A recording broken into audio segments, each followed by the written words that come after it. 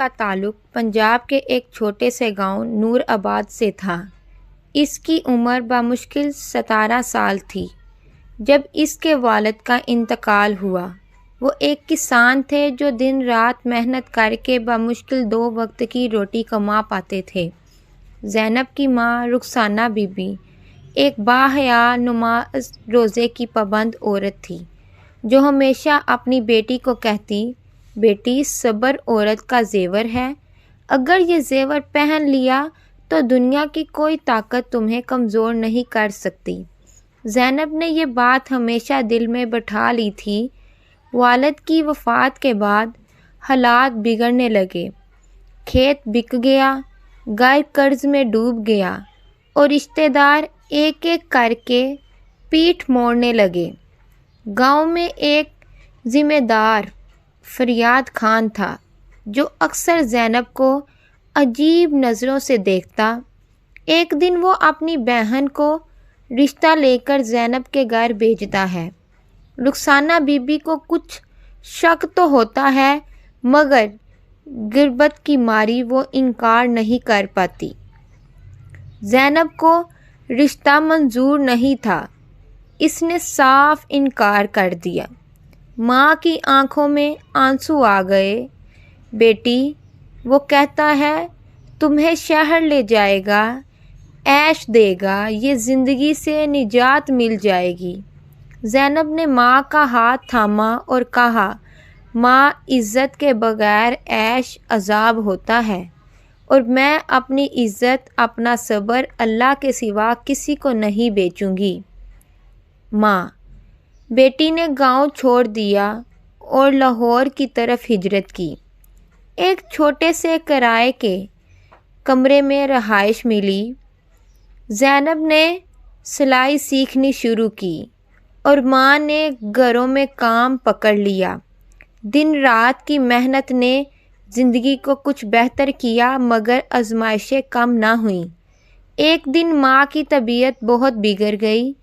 ہسپتال لے جانے پر معلوم ہوا کہ وہ کینسر کی مریضہ ہے۔ علاج کے لیے لاکھوں روپے درکار تھے، زینب کے پاس کچھ نہ تھا۔ وہ ہار نہیں مانی، شہر بھر میں در در نوکری ڈھونڈی، ہاتھ پیر مارے مگر ہر جگہ ایک ہی چیز مانگی جاتی، خوش پردگی۔ ایک شخص نے کہا، بس ایک رات میرے ساتھ گزارو، ماں کا علاج میں کرواتا ہوں۔ زینب نے ایک تھپڑ رسید کیا اور کہا، میں صبر بیچ سکتی ہوں، عزت نہیں۔ زینب کی آنکھوں میں آنسو، دل میں اللہ کا نام اور زبان پر سورۃ یوسف کی آیت تھی، ان المعسر یسرا۔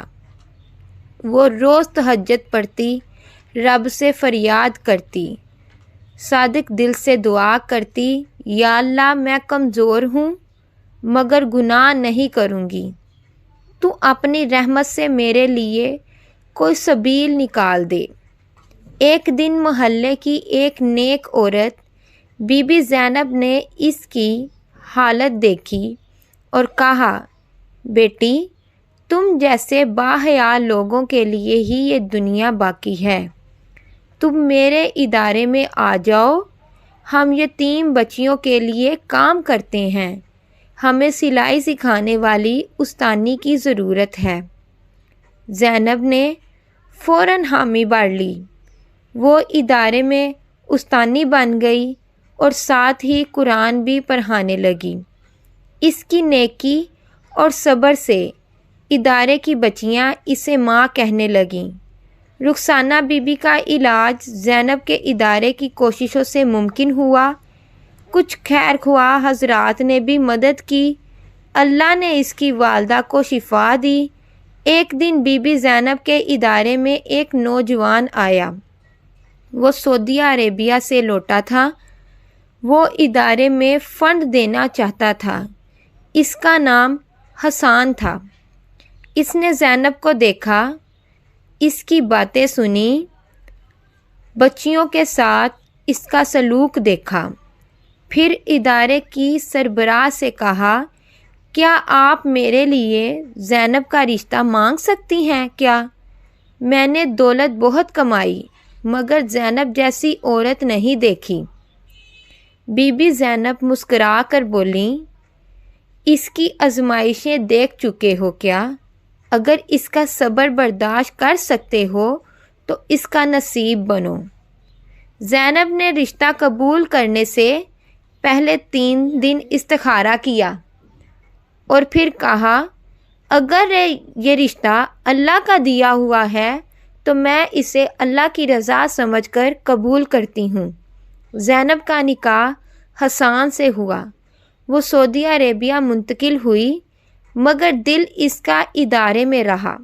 اس نے وہاں سے بھی ادارے کو مدد پہنچانا جاری رکھا۔ اب وہ نہ صرف بچوں کو سپانسر کرتی تھی بلکہ اس لڑکی کی مدد کرتی جو صبر کے راستے پر تھی۔ ایک دن کسی نے اس سے پوچھا، زینب تم نے سب کچھ پا لیا، کیا تم خوش ہو؟ زینب نے ہلکی سی مسکراہٹ سے جواب دیا، میں خوش ہوں کیونکہ میں نے صبر میں رب کو پا لیا، اور جس کو رب مل جائے اسے سب کچھ مل جاتا ہے۔ صبر شکست نہیں، طاقت ہے۔ جو عورت اپنی عزت پر قائم رہتی ہے اللہ اس کا ساتھ کبھی نہیں چھوڑتا۔